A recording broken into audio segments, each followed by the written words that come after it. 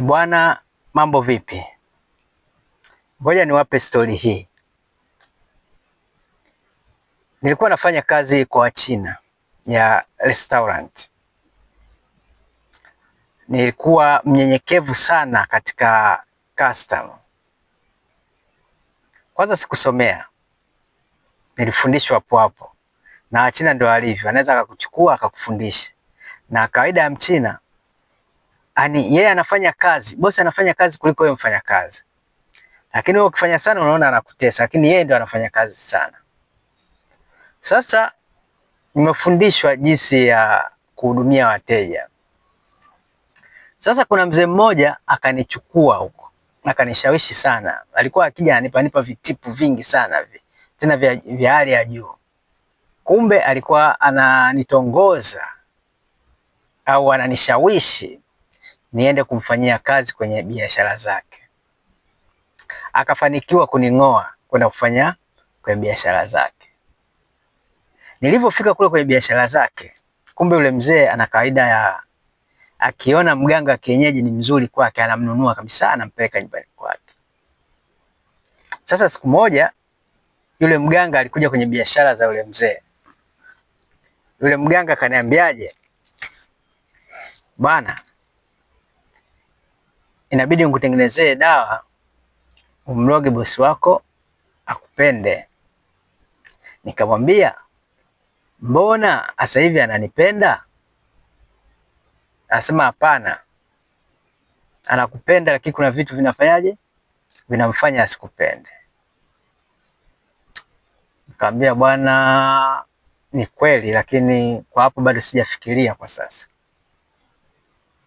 Akaanza kunihadisia, akaniambia, unajua nini, nikwambie tu kitu, mganga na mchawi lao ni hili moja. Sema tu mganga amemzidi mchawi ile taaluma ya uganga, lakini wote wanaroga, lakini waganga wanaagua.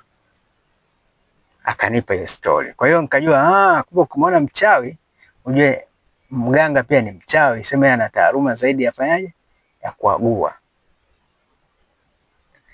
Sasa alivyoniambia vile yule jamaa kwamba mloge bosi wako, na mimi nikasita, nikamwambia mimi naona bosi wangu ananipenda. Kweli sikukaa muda yule bosi akaja akaniondoa kitengo cha kushika mapesa. Nikasema yule jamaa kumbe aliniambia ukweli. Akanitoa kwenye kitengo cha kushika pesa. Sasa nikajishauri kwenye kichwa. Nikasema huyu mganga ndio kaenda kumwambia bwana yule mfanyakazi wako labda anakuibia nini na nini. Nilimradi mimi nitolewe pale ili aje kuniambia kwamba si nilikwambia. Lakini nikasema sawa, nikavumilia. Baadaye nikaona kweli yule bosi wangu amemleta mtu pale.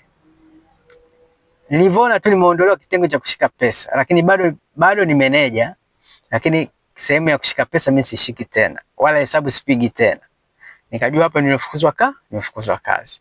Nilichokifanya mimi nilimuita boss, kaambia bwana, mimi acha nikatafute changamoto nyingine. Basi tukakabidhiana mahesabu, mimi nikaondoka. Baada ya mwezi yule bosi wangu alifilisika kwa kasi kubwa sana, mpaka akasema kuna vitu mimi nimemuibia. Lakini nikarudi pale tukapiga mahesabu, kaambia nilikukabidhi hivi na hivi, na hii saini yako na mimi saini yako, tukamalizana vile. Kumbe yule aliyomleta ndio alikuwa anamkomesha. Hajui biashara inaendeshwa vipi, hajui kazi inaendeshwa vipi. Matokeo yake akawa amechemka katika hiyo.